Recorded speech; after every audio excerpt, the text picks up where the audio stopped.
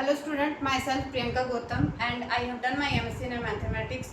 जो भी आज मैं आपको टॉपिक पढ़ाने जा रही हूँ उसमें कुछ आपको मैं बेसिक चीज़ें के बारे में बताऊंगी।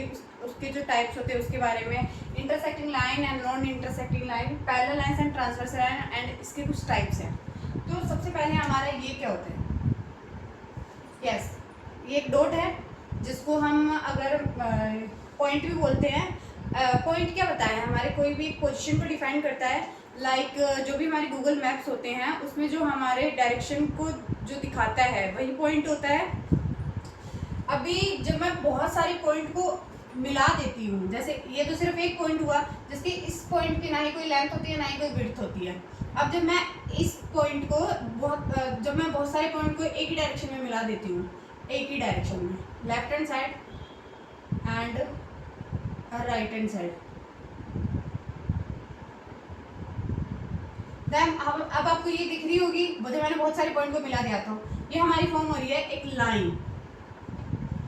यस, यहीं से मेरा टॉपिक शुरू होता है, लाइंस एंड एंगल्स।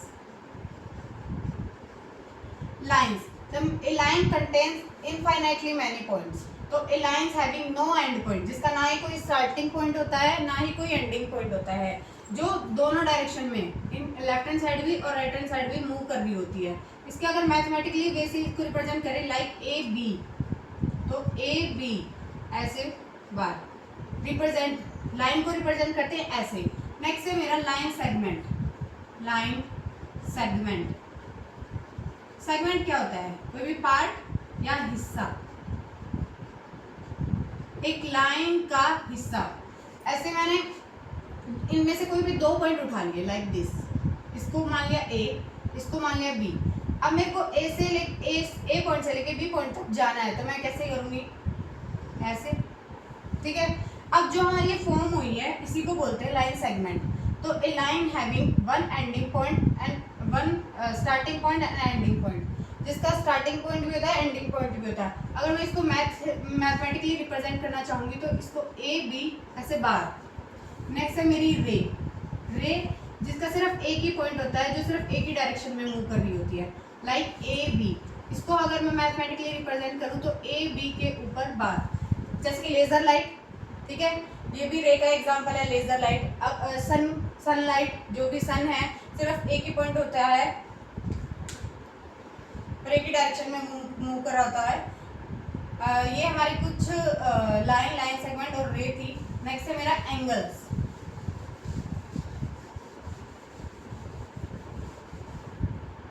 नेक्स्ट है एंगल्स।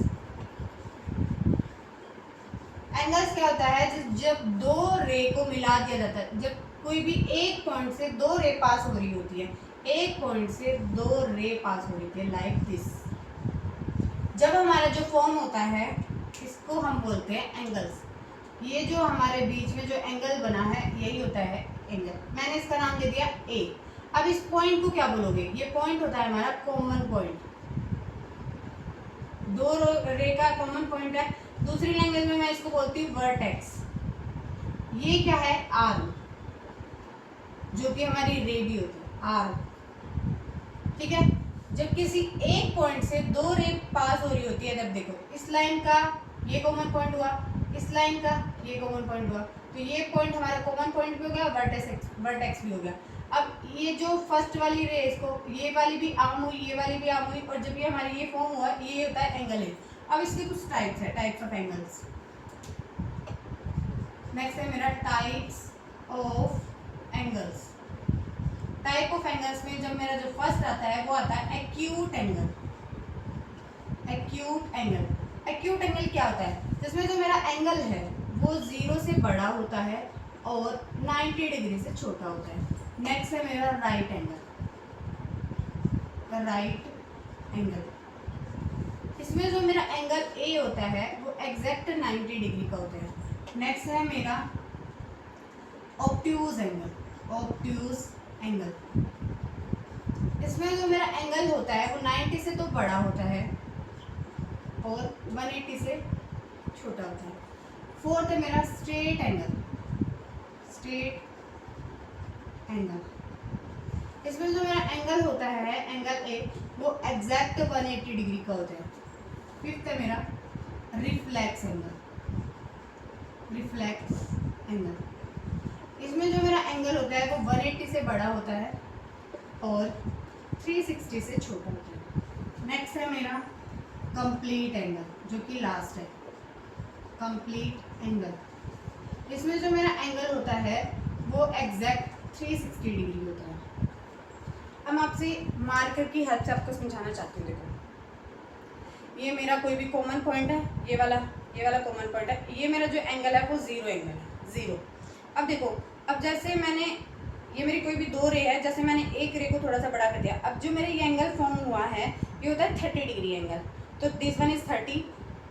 ये भी हमारा acute angle, acute angle, acute angle, acute angle, acute angle, acute angle, acute angle, and this is in 90 degree. तो इसको बोलते हैं राइट एंगल। अब ये मेरा राइट एंगल हो गया, एग्जैक्ट राइट एंगल। अब मैंने राइट एंगल से थोड़ा सा टिल्ट किया तो मेरा 91 भी हो गया, तो मेरा ये बन जाता है obtuse angle.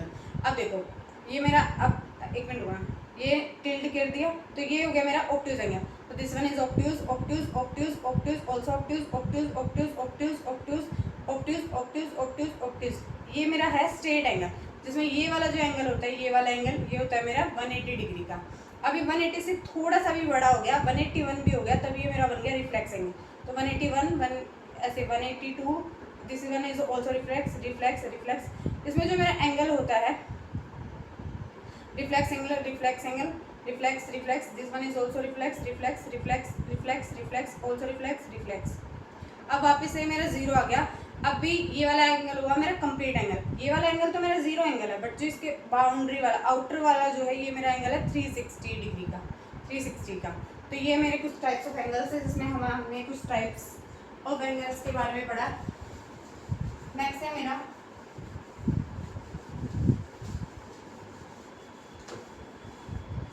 Intersecting line and non intersecting line. तो फर्स्ट है मेरी intersecting line, intersecting line. Intersecting line नाम से ही पता हो रहा है, इंटरसेक्ट करना मतलब कोई भी चीज को काटना, ठीक है। लाइन, कोई भी दो लाइन, एक लाइन तो क्या ही काटेगी, तो एक से ज्यादा लाइन नहीं होगी। जब कोई भी दो लाइन एक दूसरे को कट कर रही है, लाइक दिस वन, ठीक है। अब ये मेरा क्या है, common point, point of intersection, इसको बोलते हैं पॉइंट ऑफ इंटरसेक्शन। अब ये मेरी कोई एल पॉइंट है, ये भी कोई मेरा एम लाइन है, ये मेरी एल लाइन है, ये मेरी कोई भी एम लाइन है। जब एल लाइन एम लाइन को कट कर रही है, जब ये कॉमन पॉइंट जो बन रहा है, इसी को बोलते हैं पॉइंट ऑफ इंटरसेक्शन। अब इसके बीच में डिफरेंस देखो, हर बार हमारा जो डिफरेंस है वो चेंज होता जा रहा है, कहीं पे भी सेम ही है ना। तो इसी को बोलते हैं हम इंटरसेक्टिंग लाइन। नेक्स्ट है मेरा non intersecting line, non intersecting line. Intersecting मतलब काटना होता है, नॉन मतलब नहीं काट रही है, तो नहीं काट रही है तो लाइक एल लाइन काट ही नहीं रही है, एम लाइन। तो ये मेरी कोई भी एल लाइन है, ये मेरी कोई भी एम लाइन है। अब इसके बीच में डिफरेंस देखो, इसके बीच में जो इसका परपेंडिकुलर डिस्टेंस हमने जो डाला है, वो हमेशा इसकी जो लेंथ है वो सेम होगी, हर पॉइंट पे सेम डिस्टेंस, हर पॉइंट पे सेम डिस्टेंस, हर पॉइंट पे सेम। तो ये मेरी नॉन इंटरसेक्टिंग लाइन है, ये कोई भी इंटरसेक्टिंग लाइन है।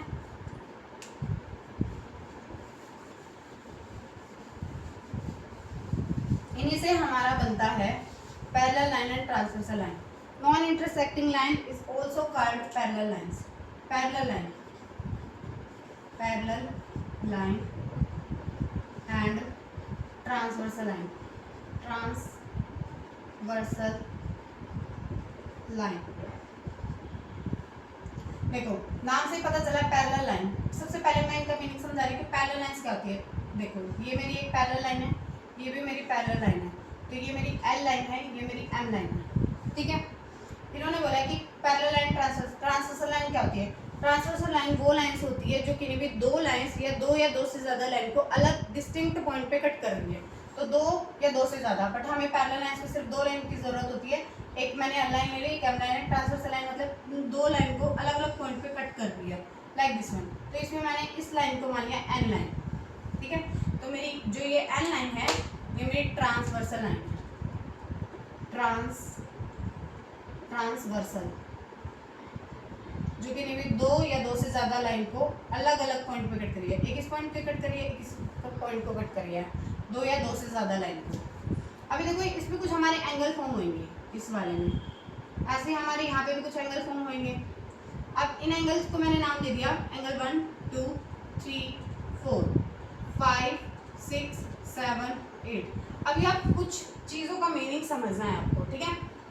इसके कुछ टाइप्स है हमारा, जिसमें भी हमारे कुछ एंगल्स के टाइप्स है। फर्स्ट है जो कि बहुत ज़्यादा इंपॉर्टेंट है, जो आपकी अभी वाली क्लासेस में और आने वाली क्लासेस में बहुत ज़्यादा यूज होने वाली। सबसे पहले कोरस्पॉन्डिंग एंगल्स कौन से होते हैं? Corresponding angle. इसमें आपको कुछ पैटर्न दिखाई देगा। देखो ये मेरी फर्स्ट लाइन है, ये मेरी सेकंड लाइन है, तो फर्स्ट लाइन का फर्स्ट एंगल और सेकंड लाइन का भी फर्स्ट एंगल इक्वल होता है। एंगल 1 इज इक्वल टू में एंगल 5, समझ आए? फर्स्ट लाइन का सेकंड एंगल और सेकंड लाइन का भी सेकंड एंगल इक्वल होता है। एंगल 2 इज इक्वल टू में एंगल 6।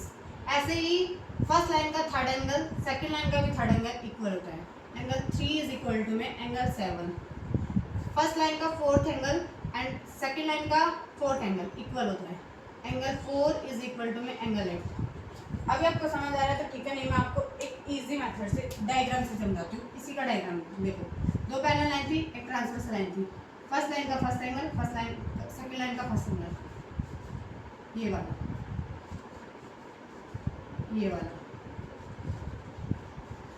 ये वाला। कुछ पैटर्न फॉलो होते हुए दिखाई दे रहा है। फर्स्ट लाइन का फर्स्ट, सेकंड लाइन का फर्स्ट, फर्स्ट लाइन का सेकंड, सेकंड लाइन का सेकंड, फर्स्ट लाइन का थर्ड, सेकंड लाइन का थर्ड, ऐसे ये होते हैं हमारे कोरस्पॉन्डिंग एंगल्स। नेक्स्ट है मेरा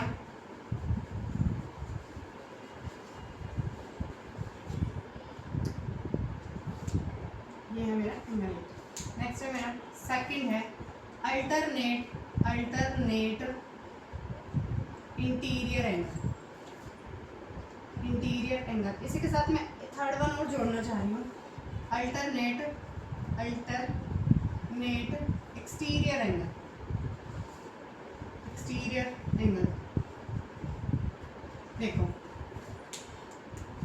इंटीरियर होता है अंदर, एक्सटीरियर होता है बाहर। अब इंटीरियर एंगल्स अंदर मतलब लाइन के अंदर वाले, लाइन के अंदर वाले एंगल कौन से हैं? एंगल 3 4 6 और 5, यहाँ पे लिख दो ऐसे, एंगल 3 एंगल 4 एंगल 5 और मेरे एंगल 6 हैं। एक्सटीरियर होते हैं बाहर वाले, बाहर वाले मतलब एंगल 1 एंगल 2, लाइन के बाहर, लाइन ये लाइन के बाहर तो एंगल 1 है और मेरा एंगल 2 है, एंगल 1 और 2 है। लाइन के बाहर एंगल 7 और एंगल 8, एंगल 7 और एंगल 8। बस अभी तो लिख के दिखाया है, अभी ये नहीं आया है मेरा। देखो मेरे को लगाना है अल्टरनेट इंटीरियर एंगल। इंटीरियर पता चल गए, अल्टरनेट होते हैं इसके जो अपोजिट होते हैं। देखो 3 4, तो अब इस ये सारे है ना 3 4 6 5 इसके अपोजिट, क्योंकि लाइन थोड़ा ना लेनी है, इस लाइन के इस लाइन के लेने, तो इसके opposite angle 3 is equal to में एंगल 5 लिख दो। एंगल 3 इज इक्वल टू में angle 5 and angle 4 is equal to में angle 6। Angle 4 is equal to में एंगल 6। अल्टरनेट एक्सटीरियर एंगल कौन से होते हैं? देखो सेम बाहर वाले, तो बाहर वाला है angle 1 opposite angle 7, angle 1 is equal to में एंगल 7। नेक्स्ट है मेरा एंगल 2 इज इक्वल टू में angle 8, angle 2 is equal to में एंगल 8। होपफुली आपको समझ आया होगा। नेक्स्ट है मेरा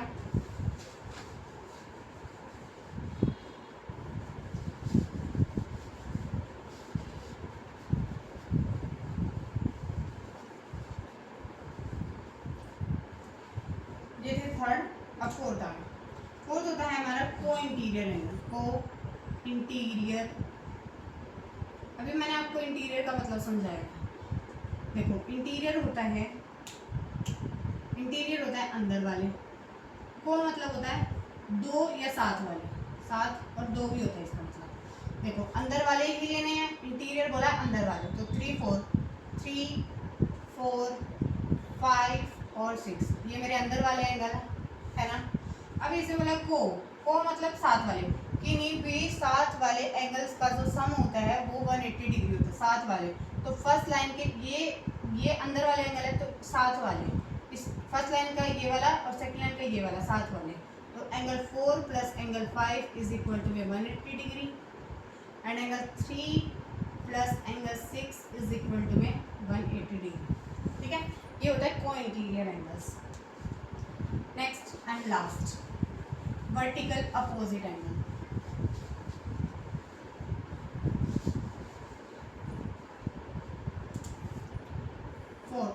फिफ्थ, वर्टिकली अपोजिट एंगल। ठीक है, ये तो जैसे हमारी पैरेलल लाइन थी, ठीक है, इसमें हमारी यूज होंगे इंटरसेक्टिंग लाइन। तो ये मेरी कोई भी इंटरसेक्टिंग लाइन थी, ठीक है। अब इसमें कुछ एंगल फॉर्म कर रही हूँ मैं, ऐसे angle A, angle B, angle C, angle D.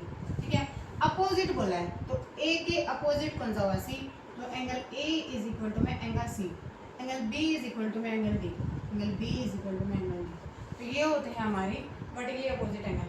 अब ये तो मैंने ऐसे अलग से डायग्राम से शो करके दिखाया। मान लो मैं बोलूँ आपको कि आपको इसी में ही बताना है vertically opposite angle, vertically opposite angle इस डायग्राम से निकालना है। ये तो थी non intersecting line, non parallel lines. अब मैं बोलती हूँ पैरेलल लाइन से निकालो, तो देखो इसमें सिर्फ ये फर्स्ट लाइन लेंगे और सेकंड लाइन लेंगे, क्योंकि यही तो इंटरसेक्ट कर रही है। देखो ये वाली लाइन इस पॉइंट को कट करेंगे, इस पॉइंट पे, तो अपोजिट वाले angle 1 is equal to angle 3, angle 1 is equal to angle 3 and angle 2 is equal to angle 4, angle 2 is equal to angle 4। ये तो मेरी इस फर्स्ट लाइन से निकला है। अब मैं इस सेकंड लाइन से भी निकाल सकती हूँ। देखो ये एक लाइन है, ये इसको कट कर रही है इस पॉइंट पे, तो opposite angle angle 6 is equal to में angle 8 and angle 5 is equal to में एंगल 7। ये मेरी कुछ parallel lines and transversal lines के कुछ टाइप्स थे, जिसमें हमें पैरेलल लाइंस के कुछ टाइप्स के बारे में समझा है। कुछ इसके टाइप्स जैसे कि हमारा इंटीरियर एंगल क्या होता है, एक्सटीरियर एंगल्स क्या होता है, को इंटीरियर एंगल क्या होता है, वर्टिकल अपोजिट एंगल्स क्या होता है। तो ये मैंने कुछ आपको बेसिक चीज़ों के बारे में बताया है इजी वे से।